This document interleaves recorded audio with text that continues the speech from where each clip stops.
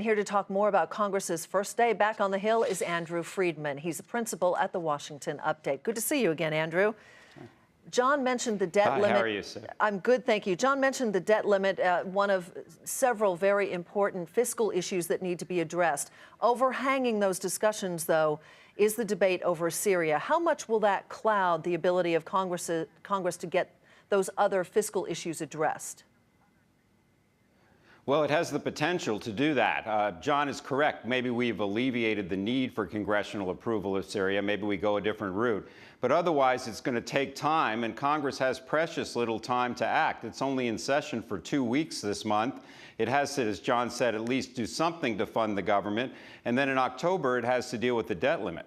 I think more than that this Syria has the potential to increase rancor in Congress, and that's not the kind of attitude you want as you head into debating fiscal issues. There's an awful lot here, Andy, that suggests to me of deja vu. What are the possibilities that the debt limit and the funding issues end up spilling through to the end of the year, and we end up looking at the kind of Christmas bargain we had last year? Tyler, I think there's a very high possibility of that. I wouldn't be surprised if Boehner pushes off the funding issue until mid-December. Maybe the debt ceiling gets a modest push off as well. They let the government continue to borrow. And we're right back in something like the fiscal cliff scenario. I don't think it's as serious because I think it'll get resolved, but it could be mean for a tumultuous December again. We could be right back where we were. And how should the market interpret this, Andy? Because you know, the market does not necessarily like indecision. And if they think that we're going to end up with the kind of cliffhanger that we had the last time around, that could create a lot of volatility. Will that concern be misplaced by market participants, do you think, or not? Well, I think there will be volatility, first of all. The markets at best is going to see some sort of short-term solution, kicking the can down a very short road. And that means that we're going to have to revisit it, as Tyler said. And that suggests volatility. You add that to what's going on in Syria. You add that to the new Fed chairman getting nominated. The market will have concerns. Now, again, a compromise is going to be reached here. We're not going to default on our debt.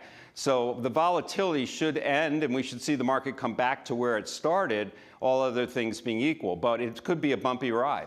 One of the big issues has to do with the growth of entitlement spending.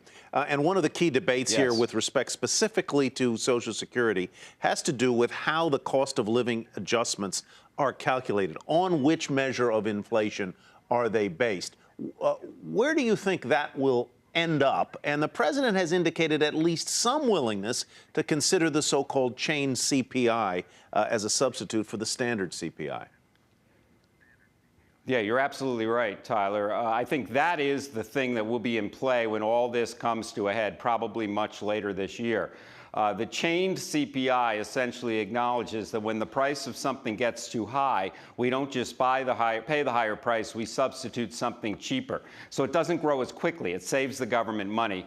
As you point out, the president has said he would accept that rate of growth, which would keep Social Security benefits in the future lower, if we have some tax changes. And I think we could have some tax changes by just simply closing some loopholes. We don't have to get into the whole debate over rates and big deductions like mortgage interest. Close a couple loopholes, and maybe there you have your compromise. All right, Andy, thank you very much. Andrew Friedman, principal at the Washington Update.